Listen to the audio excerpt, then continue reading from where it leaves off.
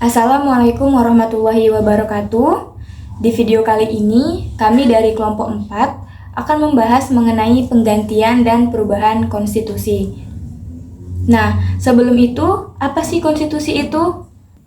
Menurut Kenneth Clintonware, konstitusi adalah keseluruhan sistem ketatanegaraan suatu negara berupa perkumpulan peraturan yang membentuk, mengatur, atau memerintah dalam pemerintahan suatu negara. Nah, berdasarkan jenisnya, konstitusi ini diklasifikasi menjadi dua, yaitu konstitusi tertulis dan konstitusi tidak tertulis. Konstitusi yang berlaku di Indonesia sekarang adalah Undang-Undang Dasar 1945. Oke teman-teman, mengenai penggantian dan perubahan konstitusi akan dijelaskan oleh teman-teman saya. Kedudukan konstitusi. Di dalam suatu negara, konstitusi menjadi puncak ujung tertinggi yang melandasi pembentukan aturan hukum lainnya.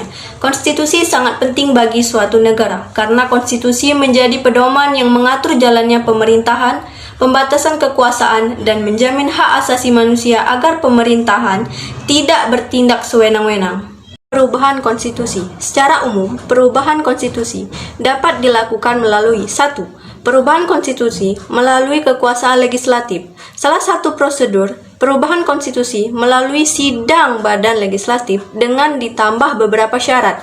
Misalnya, dapat ditetapkan quorum atau jumlah minimal anggota yang harus hadir dalam rapat untuk sidang yang membahas perubahan Undang-Undang Dasar dan jumlah minimal anggota untuk menerimanya. Kedua, yaitu perubahan konstitusi melalui referendum. Referendum adalah prosedur perubahan konstitusi dengan proses pemungutan suara sementara untuk mengambil sebuah keputusan, terutama keputusan politik yang mempengaruhi suatu negara secara keseluruhan.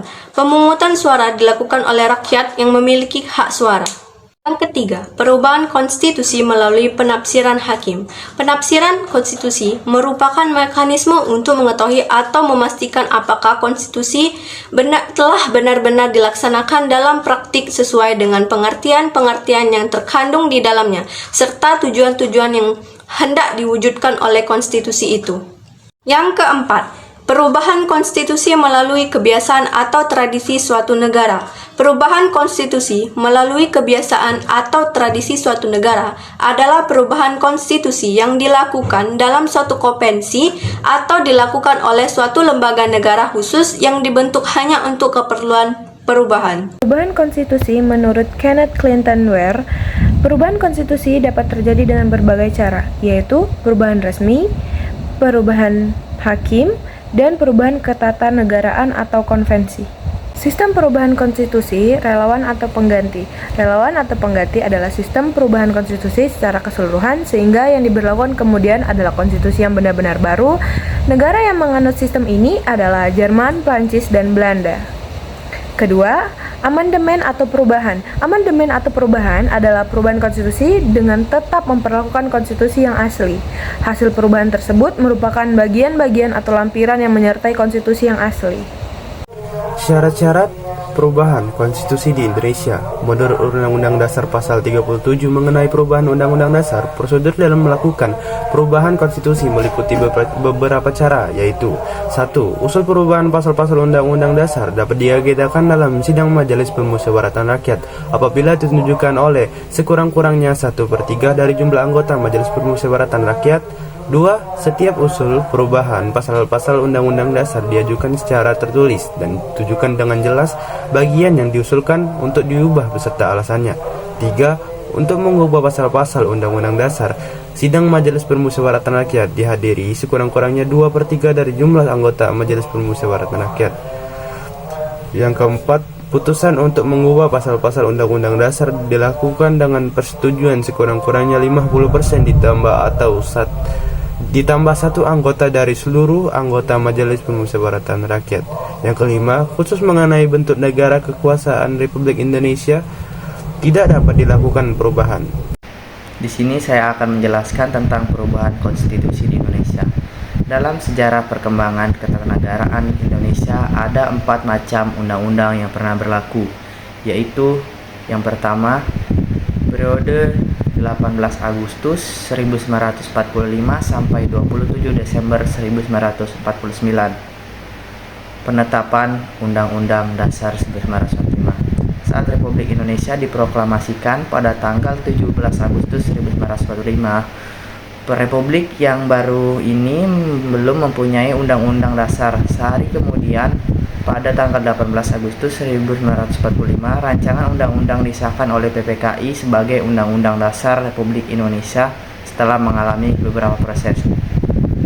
Yang kedua, periode 27 Desember 1949 sampai 17 Agustus 1950. Penetapan Konstitusi Republik Indonesia Serikat. Perjalanan negara baru Republik Indonesia tidak luput dari rongrongan pihak Belanda yang menginginkan untuk kembali berkuasa di Indonesia. Akibatnya, Belanda mencoba untuk menghadirkan negara-negara seperti negara Sumatera Timur, negara Indonesia Timur, negara Jawa Timur, dan sebagainya. Sejalan dengan usaha Belanda tersebut, maka terjadilah agresi Belanda I dan agresi Belanda II. Dan ini mengakibatkan diadakan KMB yang melahirkan negara Republik Indonesia Serikat, sehingga Undang-Undang Dasar yang seharusnya berlaku untuk seluruh negara Indonesia itu hanya berlaku untuk negara Republik Indonesia Serikat saja. Yang ketiga yaitu periode 17 Agustus 1945 sampai 5 Juli 1959 atau penetapan undang-undang sementara. Periode federal dari Undang-Undang Dasar Republik Indonesia Serikat 1949 merupakan perubahan sementara karena sesungguhnya bangsa Indonesia sejak 17 Agustus 1945 menghendaki sifat kesatuan, maka negara Republik Indonesia Serikat tidak bertahan lama karena terjadinya penggabungan dengan Republik Indonesia. Hal ini mengakibatkan wibawa dari pemerintahan Republik Indonesia Serikat menjadi berkurang. Akibatnya, dicapailah kata sepakat untuk mendirikan kembali Negara Kesatuan Republik Indonesia.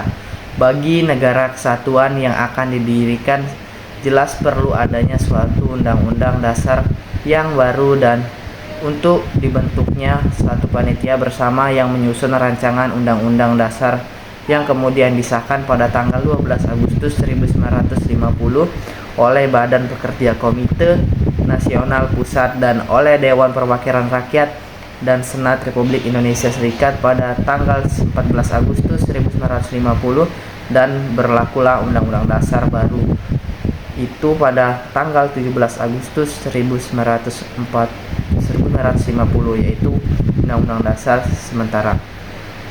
Yang keempat, periode 5 Juli 1959 sampai dengan sekarang